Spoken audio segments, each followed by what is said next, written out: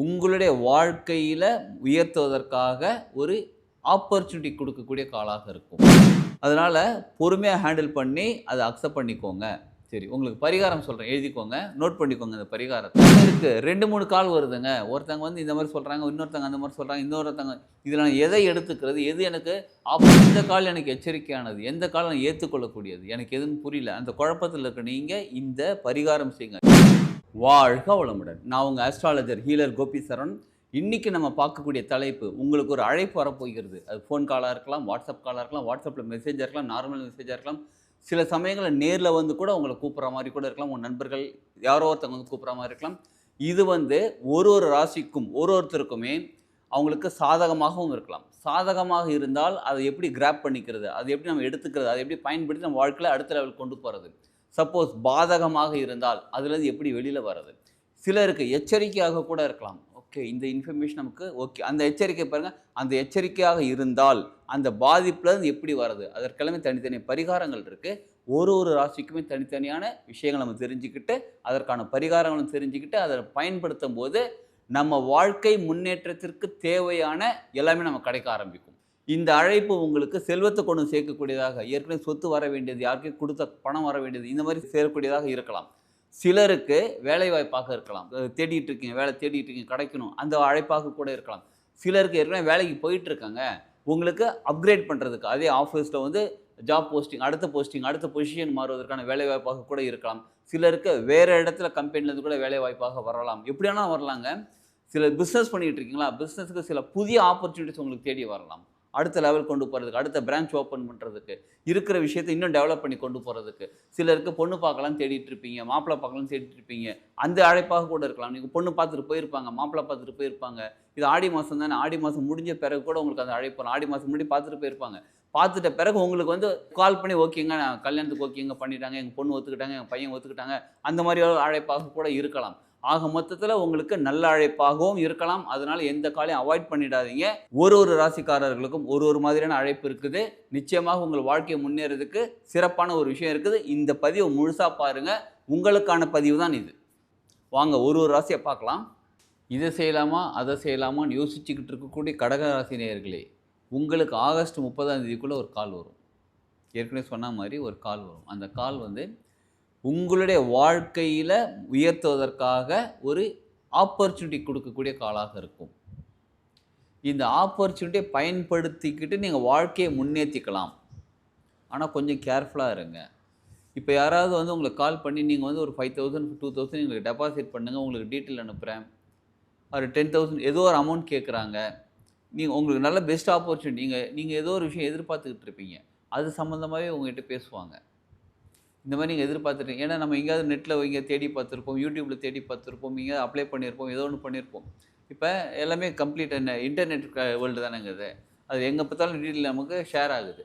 அதை பேஸ் பண்ணி உங்களுக்கு எதாவது கால் பண்ணுவாங்க. சம்டைம்ஸ் உங்களுக்கு கிரெடிட் கார்டு வேணும்னு கூட கால் பண்ணுவாங்க.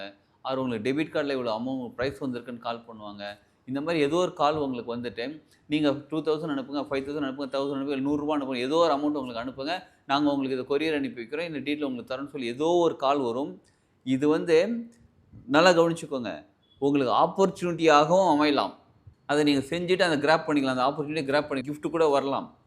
சில நேரங்களில் ஃபேக்காகவும் இருக்கலாம். அதனால் கொஞ்சம் அனலைஸ் பண்ணி பொறுமையாக இருந்து அதை அக்செப்ட் பண்ணிக்கோங்க.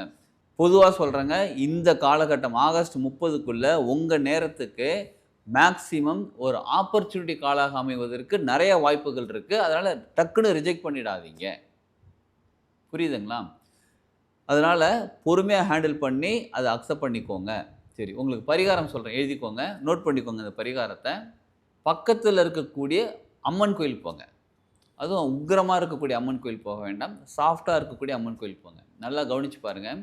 அந்த கோயிலில் இருக்கக்கூடிய அம்மன் ரொம்ப சாஃப்டானவங்க, பொறுமையானவங்க எப்படி கண்டுபிடிக்கிறது அப்படின்னு பார்த்தீங்கன்னா, ஒரு அம்மன் கோயில் இருக்குது அப்படின்னு வச்சுக்கோங்களேன். அதில் வந்து சிவன் பக்கத்துலேயே இருப்பாங்க, ஜோடியாக தான் இருப்பாங்க. சில நேரங்களில் சிவன் கோயிலில் பக்கத்தில் அம்மன் இருப்பாங்க. நல்லா கவனித்து பாருங்கள். அந்த கோயிலில், ஒரு அம்மன் கோயிலில் பக்கத்தில் வந்து எங்கேயுமே சிவன் இல்லை, ஜோடி இல்லைன்னு வச்சுக்கோங்களேன், ரொம்ப உக்கிரமாக ஆக்ரோஷமாக இருக்கக்கூடிய அம்மனாக இருப்பாங்க. சரிங்களா? அப்போ சாஃப்டான ஜோடியாக இருக்கக்கூடிய கோயிலாக போங்க. போயிட்டு அங்கே இருக்கக்கூடிய அம்மனுக்கு விளக்கு ஏற்றணும். அம்மனுக்கு 9 விளக்கு ஏற்றணும். சரிங்களா? அம்மன் அப்படின்னாலே மோஸ்ட்லி வெள்ளிக்கிழமை போய் விளக்கு ஏற்றலாம். இல்லைங்க நீங்கள் சொல்கிறது 30ஆம் தேதின்றதே கொஞ்ச நாள் தானே இருக்குது நடுவில், இதுக்குள்ளே எப்படிங்க அம்மனுக்கு போய் விளக்கேற்றுறது அப்படின்னு அந்த மாதிரி ஏதோ ப்ராப்ளம் இருக்குன்னா நீங்கள் இன்றைக்கே கூட போய் விளக்கேற்றுங்க.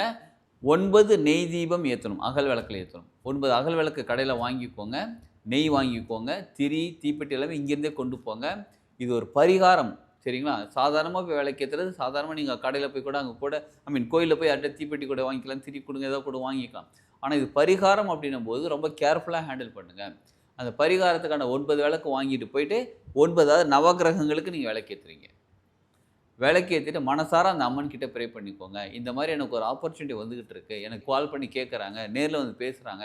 நான் என்ன பண்ணுறது? இதை நான் எடுத்துக்கிறதா?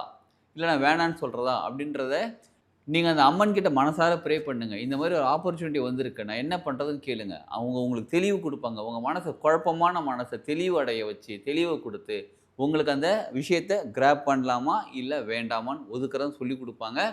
இந்த மேக்ஸிமம் உங்களுக்கு ஆப்பர்ச்சுனிட்டி தான் இருக்குது. அது அமையுது. அதை நீங்கள் தெளிவாக பயன்படுத்தி கொள்ளுங்கள். ஏன்னா சிலர் சொல்கிறாங்க 2, 3 தடவை அந்த மாதிரி கால் வந்திருக்குங்க.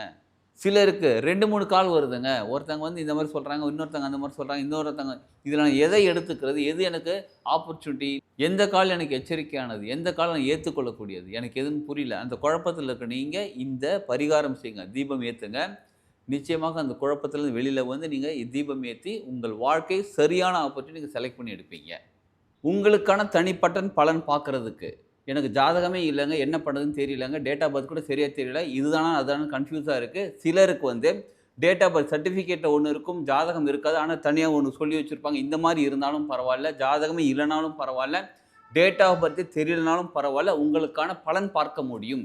பிரசன்ன ஜோதிடம்னு சொல்லுவாங்க. பிரசன்னத்தில் ஜோதிடம் பார்த்து சொல்ல முடியும். உங்களுக்கு சரம் வச்சும் பிரசனம் பார்க்க முடியும், சோழி போட்டும் பிரசனம் பார்க்க முடியும், பஞ்சபட்சி வச்சும் பிரசனம் பார்க்க முடியும், டேரட் கார்டு மூலியமாக ஒரு பிரசனம் பார்க்க முடியும், இல்லை ஆர்ஆர் ரீடிங் பற்றி உங்களுக்கு அதே பார்த்து சொல்ல முடியும். இந்த மாதிரி பல டெக்னிக்கில் நம்ம வந்து உங்களுக்கு பலன் சொல்ல முடியுங்க. இவ்வளோ நேரம் பார்த்ததெல்லாம் பொது பலன் தாங்க, பொது பரிகாரம் தான். உங்களுக்கான ப்ராப்ளத்துக்கான என்ன பரிகாரம் பண்ணணும், என்ன பண்ணால் சரியாகுன்ற விஷயம் தெரிஞ்சுக்கிறதுக்கு என்னோட கன்சல்டேஷன் வேணால் வீடியோவில் இருக்கக்கூடிய கான்டாக்ட் நம்பர் கான்டாக்ட் பண்ணி கன்சல்டேஷன் எடுத்துக்கோங்க. தெரிஞ்சுக்கிட்டு அந்த சொல்லக்கூடிய பரிகாரம் நீங்கள் செய்யும்போது நிச்சயமாக உங்கள் வாழ்க்கையில் அடுத்த நிலையில் உயர்வதற்கான உங்கள் ப்ராப்ளம் சால்வ் ஆகிறதுக்கான எல்லா விஷயமும் இருக்குது. ஆன்லைன் கன்சல்டேஷனும் எடுத்துக்கலாம், இல்லை டைரெக்டாக வந்து பார்க்கணுனாலும் ஊரப்பக்கம் சென்னையில் இருக்கிறோம் நேரில் வந்து பார்க்கலாம். கன்சல்டேஷன் வாங்கிக்கோங்க. எந்த நேரத்தில் எப்போ வந்து பார்க்கணும்னு தெரிஞ்சுக்கோங்க. தெரிஞ்சுக்கிட்டு நீங்கள் வந்து பாருங்கள், அவர் ஃபோன் பண்ணி பேசுங்க. நிச்சயமாக உங்களுக்கான ப்ராப்ளம் சால்வ் ஆகி உங்களுடைய எல்லா ப்ராப்ளம் சால்வ் ஆகி நீங்கள் அதில் வெளியில் வந்து வாழ்க்கை சிறப்பாக வாழ ஆரம்பிக்கலாம். வாழ்க வளமுடன்.